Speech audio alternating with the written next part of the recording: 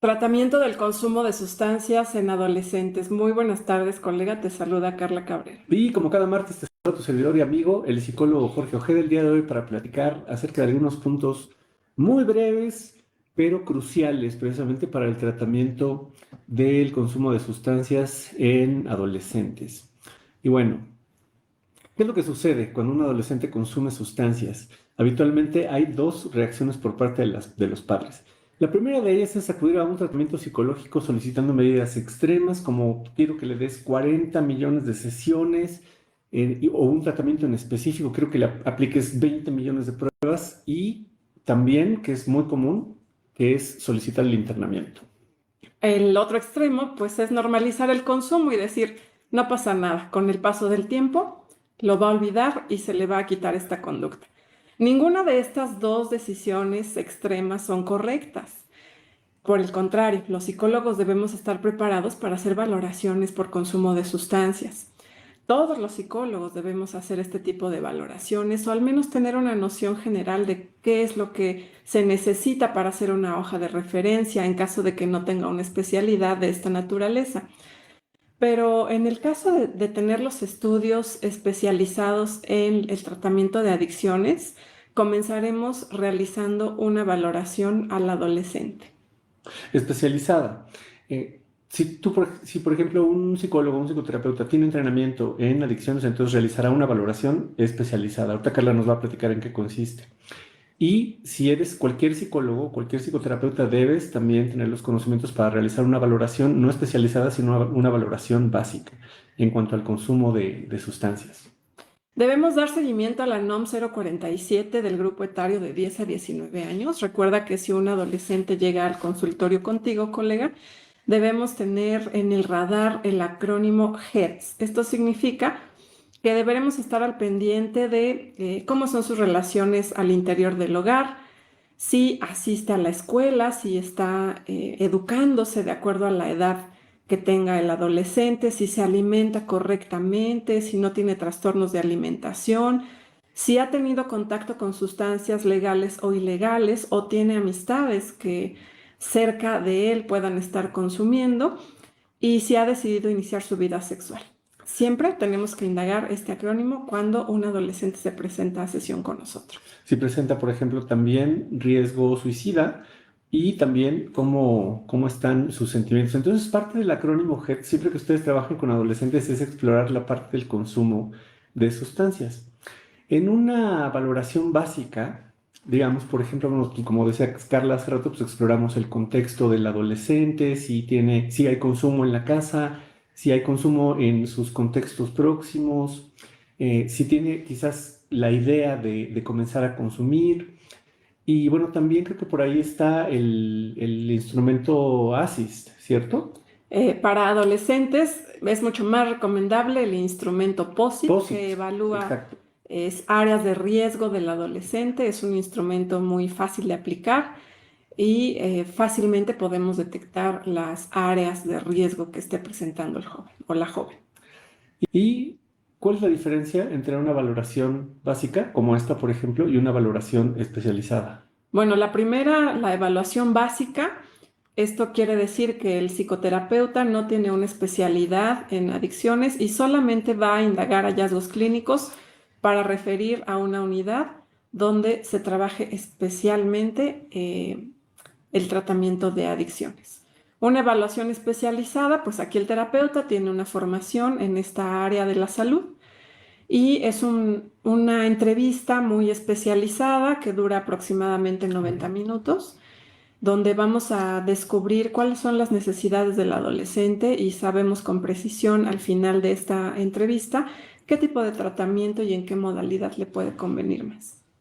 Ok, entonces, bueno, pues ahí está. Ninguna de las dos opciones de, por ejemplo, decir, vamos a exagerar la reacción y necesita un internamiento es buena, y el hecho de decir, bueno, no importa que consuma, está bien, se le va a pasar, tampoco es buena. En cualquiera de los casos de consumo de situaciones ilegales, digo, de sustancias ilegales y en las situaciones, por ejemplo, de que el consumo esté afectando físicamente o relacionalmente la vida del usuario, es necesario aplicar una valoración de acuerdo a la NOM 028 de adicciones. Esto es una disposición legal, al menos aquí en México. Que por el simple hecho de ser adolescente, pues implica ya una situación de riesgo para la salud. Recuerden que el adolescente pues todavía está en desarrollo y cualquier consumo, aunque sea haber probado eh, espontáneamente con los amigos alguna sustancia, es ya riesgoso para su Y es salud. objeto de valoración. Ahora, ¿cómo debemos atender los psicólogos y los psicoterapeutas el consumo experimental en los adolescentes? Es decir, cuando tienen el primer contacto con este tipo de sustancias. El consumo experimental es algo muy recurrente en México. En la última encuesta se hablaba de que casi 53% de los adolescentes había consumido o probado alguna vez en su vida alcohol, por ejemplo. Hay que ser muy cuidadosos con el consumo experimental. No quiere decir que tengamos que minimizarlo, más bien quiere decir que debemos tener cuidado de que no se convierta en un consumo habitual. Y más allá de que el psicólogo o psicóloga esté revisando meticulosamente las actividades del adolescente, debemos fortalecer a su contexto cercano, que es la familia, para que tenga cuidado, para que esté vigilando al adolescente, para que esté siendo una fuente de apoyo constante. Y entonces quitamos el foco de atención del adolescente consumidor. Por el contrario, el adolescente siempre va a vivir en un contexto que hay que fortalecer, especialmente la familia. Ante un consumo experimental probablemente necesitaremos muy poquitas sesiones para que salga la familia adelante, pero no perdamos de vista que el consumo experimental no se convierta en un consumo habitual.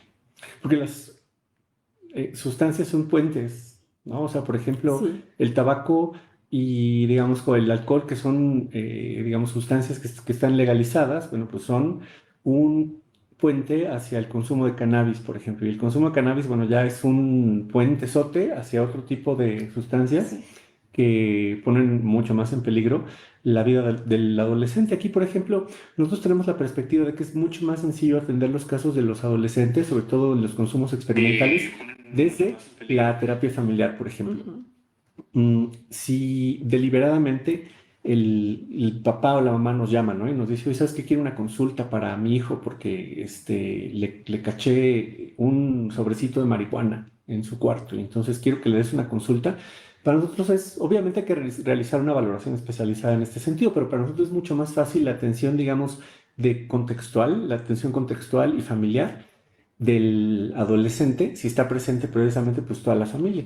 No, aquí, por ejemplo, creo que lo que haríamos en la sesión, una vez que ya firmamos un consentimiento informado, aviso de privacidad, el consentimiento informado obviamente para la valoración, creo que aquí lo que haríamos, por ejemplo, sería preguntar en qué puedo ayudar. Dirían, es que mi hijo está consumiendo, por ejemplo, cannabis. Y entonces lo primero que nosotros haríamos sería preguntarle aquí al papá, ¿no? ¿Cómo escuchas, ¿no? Que tu esposa dice que tu hijo está consumiendo? Para ver si tenemos un olón parental fortificado y que realmente nos pueda ayudar precisamente a detener la situación de consumo. Desde la perspectiva de Salvador Minuchin, por ejemplo, diríamos que el consumo es el resultado o es el síntoma precisamente de una disfunción estructural. Y en este tipo de situaciones, por ejemplo, en el que ya el adolescente es consumidor o está experimentando el consumo, quizás a lo mejor no está tan en riesgo su salud porque es, digamos, como un inicio, entonces es mucho más sencillo, por ejemplo, el hecho de proteger al adolescente, es decir, qué está pasando dentro de la familia, como para que el adolescente tenga que consumir este tipo de sustancias. Una vez que arreglamos, por ejemplo, el olón parental y que los papás puedan hablar directamente con el adolescente con respecto de los límites acerca de la sustancia, este, poderle favorecer en otras áreas, por ejemplo, que él está necesitando, entonces es mucho más sencillo atender este tipo de casos cuando trabajas en terapia familiar que intentar, por ejemplo, convencer al adolescente de que deje de consumir. Por El tu cuenta. adolescente por su propia edad va a querer experimentar. Eso es un hecho. Entonces, atenderlos de manera individual, pues no será una gran idea, puesto que su mente está todavía queriendo experimentar cosas nuevas. En psicología y en psicoterapia hay dos tipos de situaciones en los que los casos de consumo pueden llegar a nuestros consultorios. La primera situación es cuando deliberadamente requieren nuestra atención para una situación de consumo, es decir, que desde la llamada telefónica o en los primeros contactos te dicen que buscan el tratamiento porque está ocurriendo un consumo de X persona. Y la segunda situación sería cuando el consumo aparece en el discurso, es decir, no venían precisamente con ese motivo de consulta, pero sale a relucir durante la charla terapéutica. Bajo cualquiera de estas dos formas de presentación del consumo, siempre vamos a hacer una valoración inicial. Es decir, si sale deliberadamente, bueno, yo ya sé que voy a realizar una valoración en la primera sesión. Pero, Especializada, claro, ¿no? pero si sale durante la charla psicoterapéutica, entonces tendré que poner pausa al modelo de tratamiento que estoy usando para dirigir las preguntas hacia una dimensión más clínica que otra vez nos ayude a evaluar de manera especializada el consumo del adolescente. Entonces prácticamente lo tenemos como una regla. Si alguien te llama por teléfono y te dice, quiere una atención para el consumo de sustancias, entonces tú ya sabes que debes contar con los estudios y que vas a realizar una valoración especializada. Si por ejemplo, la solicitud es, venimos porque mi hijo tiene problemas en la escuela y ahí sale el consumo, por ejemplo, entonces, bueno, ahí sí ya tienes el chance de realizar una valoración básica y generar una hoja de referencia de acuerdo a la NOM 028 de adicciones para que lo atienda un especialista que pueda realizar una valoración profunda, una valoración especializada y que determine el tipo de tratamiento que se va a seguir con el adolescente, ¿no? Ya sea un tratamiento residencial, que es cuando el adolescente tiene que permanecer en una instalación internado, un tipo de tratamiento Ambulatorio. ambulatorio, a donde solamente el psicólogo participa, o un tratamiento ambulatorio intensivo, que es cuando hay un equipo multidisciplinario que habitualmente se compone del psicólogo y del psiquiatra. Un error grave en psicología y en psicoterapia es trabajar con adolescentes consumidores y ya nos dijeron que están consumiendo sustancias en la sesión y yo continúo las sesiones sin romper confidencialidad, sin dar aviso al contacto de emergencia. Esto es un error verdaderamente grave porque habitualmente el psicoterapeuta piensa que ya ganó una confianza muy importante con el adolescente y si él rompe la confidencialidad, pues va a romper la confianza que ha ganado. Pero aquí tienes dos caminos, colega, o sigues trabajando con la confianza, que es un hilo muy delgadito, en cualquier momento se puede romper, o solicitas la presencia de su contacto de emergencia, de sus padres, por ejemplo, para hablar de este tema. Recuerda que cuando un adolescente está consumiendo sustancias, legales o ilegales, aunque sea poquito, es ya una situación de riesgo que amerita Romper la la confidencialidad, ruptura de ¿no? confidencialidad y llamar a sus contactos de emergencia.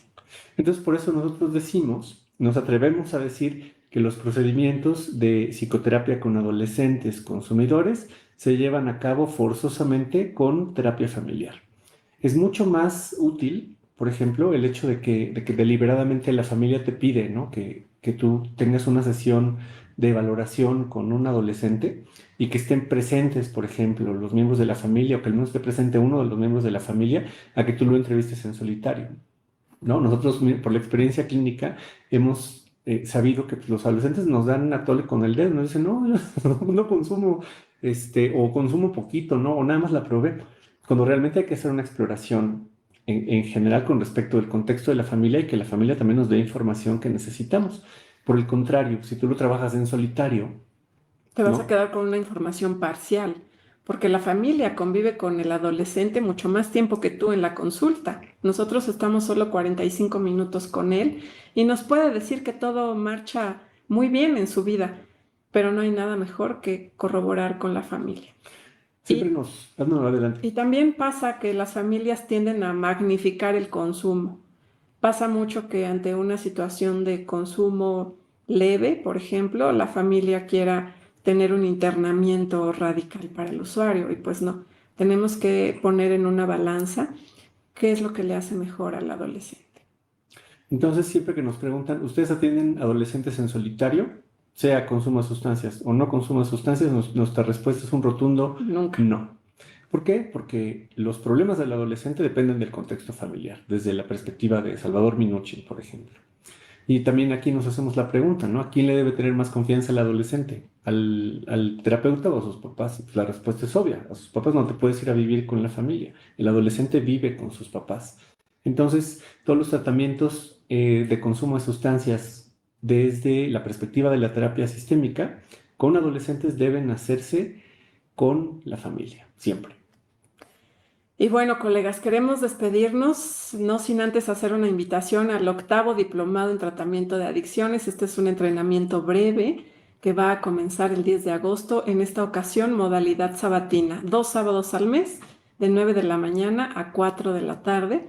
Es un entrenamiento muy breve, pero muy preciso para que puedas atender este tipo de casos o cualquier otro caso de adicciones que se presente en tu consultorio.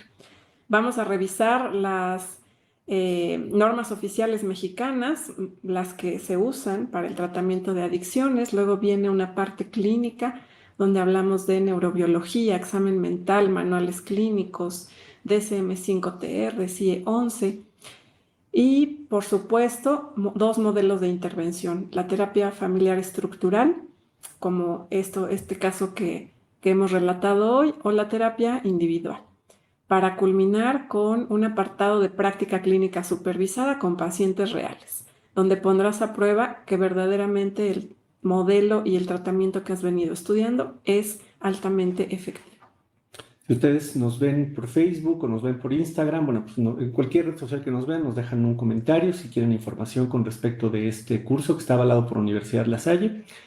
Y si nos ven, por ejemplo, también por TikTok, bueno, pues le dan a la derecha, van a nuestro perfil y ahí hay un enlace también que los pone en contacto con nosotros a través de WhatsApp. Y si nos ven por YouTube, bueno, pues nos dejan un comentario también y con mucho gusto le damos seguimiento a esta petición. También no se olviden de asistir al webinar que vamos a tener este sábado 27 de julio, Estrategias Innovadoras y Casos Prácticos en el Tratamiento de Adicciones. Este webinar, repito, se va a llevar a cabo el sábado 27 de julio. Es un webinar completamente gratuito junto con una sesión informativa del octavo diplomado en tratamiento de adicciones. Y bueno, pues también misma dinámica. Nos dejan un comentario, nos mandan un mensaje. Si ven un botón aquí abajo, le dan clic y con mucho gusto le damos seguimiento a sus peticiones. Un abrazo, colegas. Excelente semana. Que pasen bonita tarde y hasta la próxima.